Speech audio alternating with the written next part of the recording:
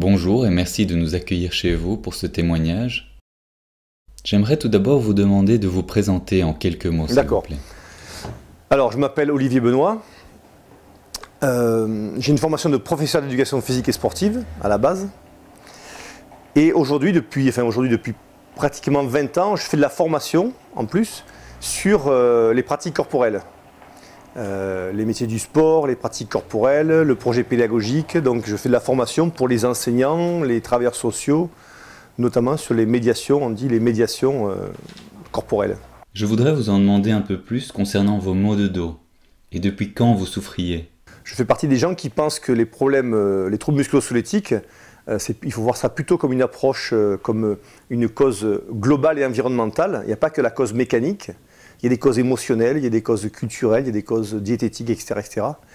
Et moi, mes problèmes ont commencé parce que j'étais gérant d'un centre de remise en forme pendant 20 ans. J'ai vendu ce centre donc, il y a 3 ans et demi. Et quand j'ai vendu mon centre de remise en forme, je me suis retrouvé pratiquement un peu désœuvré, plus grand chose à faire pendant 2-3 ans. Et je pense que j'ai un peu déprimé, en tout cas j'ai pris du poids, je me suis un peu laissé aller.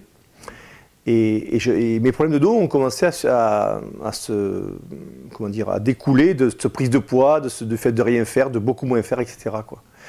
Et donc, mon problème de dos a commencé au mois de mai l'année dernière. Voilà.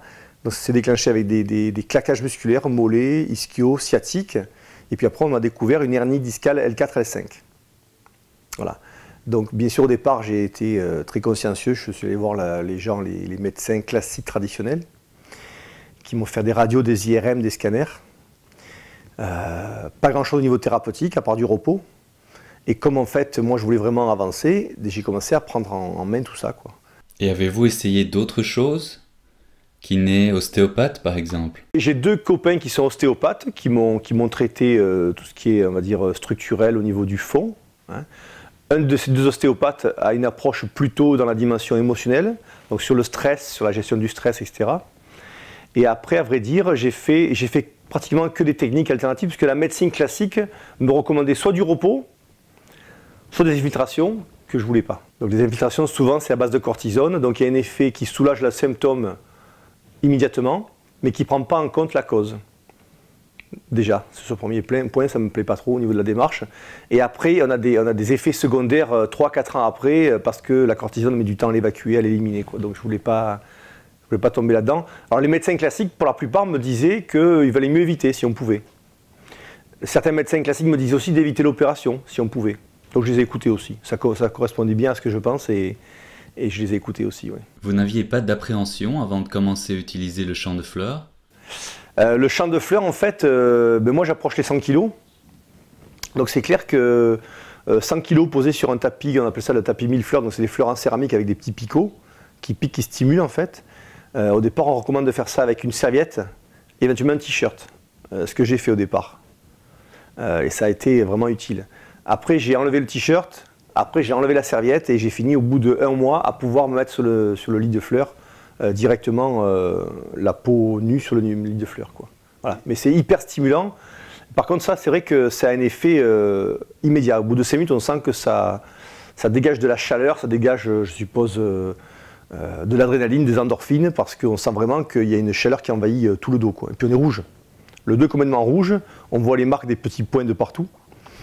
Et par contre, c'est vrai que c'est un gros effet de soulagement immédiat, quoi. Et donc, après cette première expérience très positive avec le champ de fleurs, qu'est-ce qui vous a poussé à vouloir essayer le Nubax? Le Nubax, en fait, c'est quelque chose qui, au niveau c'est l'aspect mécanique qui m'a intéressé. C'est-à-dire que le Nubax, ça permet en fait de se mettre en extension. Au niveau du dos, d'étirer le dos, j'imagine d'étirer, enfin ce que je ressentais, d'allonger le dos, donc d'étirer le dos, d'écarter les vertèbres les unes par rapport aux autres.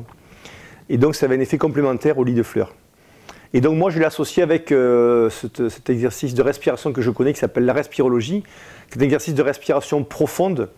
En fait, cet exercice de respiration profonde, notamment sur l'expiration forcée, permet, quand on souffle très longtemps, qu'on arrive à vider complètement ses poumons, permet de solliciter ce qu'on appelle les muscles profonds, donc le pyramidal, le diaphragme, le transverse et les muscles obliques et les grands droits, et permet en fait d'avoir un impact du diaphragme sur les lombaires donc d'étirer complètement les lombaires et d'augmenter l'allongement de la colonne vertébrale.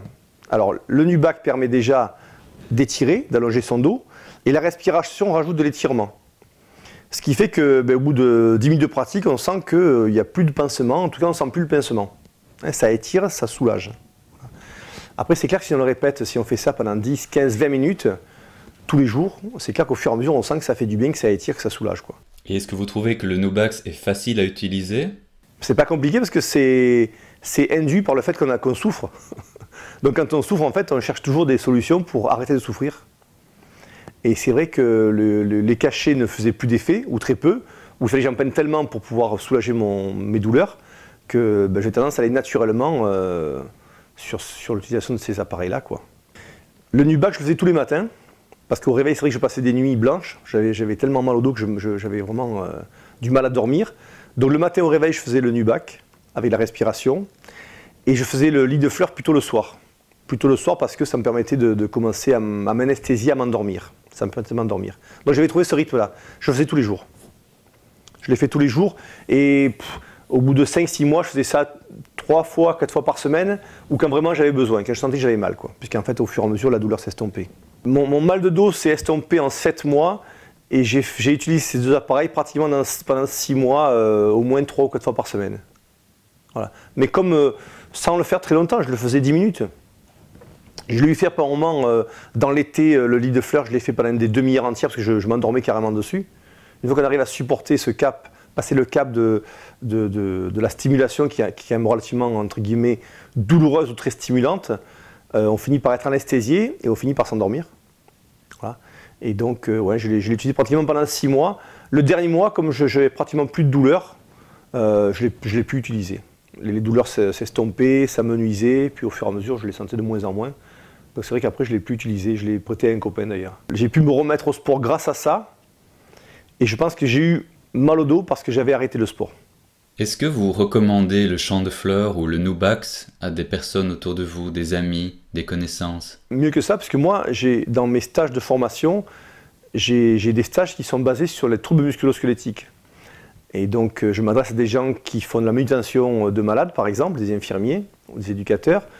Je m'adresse à des gens qui font de la manutention d'objets lourds ou encombrants. Ou je m'adresse à des gens qui sont administratifs, qui sont secrétaires, en position assise, etc.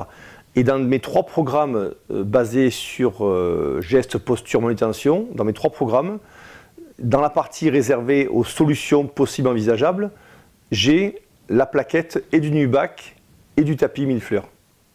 Donc je leur passe carrément l'information par rapport à ce que j'ai découvert moi, qui n'est pas très connu en fait, mais qui gagne à être connu. Oui. C'est clair que le NuBack ou le tapis 1000 fleurs, c'est la prise en compte de ce problème de mal de dos par rapport aux causes, plus que par rapport aux symptômes, bien que ça peut régler les deux, quoi. Je pense qu'il y a un peu une sorte une chape de plomb par rapport à toutes les techniques parallèles qui peuvent exister en dehors de la médecine classique. Avec le recul, comment est-ce que vous évalueriez les solutions de soulagement et de soins de votre dos qui vous ont été proposées par lesmauxdedos.com? Ah ben on revit, hein. C'est sûr que moi qui étais très actif et qui d'un coup me retrouve complètement immobile, incapable de faire de la marche, de faire du vélo ou de faire quoi que ce soit, c'est clair que le jour où on peut retrouver la mobilité, c'est une renaissance, quoi, c'est clair. Quand tout va bien, on ne se rend pas compte de la chance qu'on a de pouvoir marcher ou faire du footing, par exemple.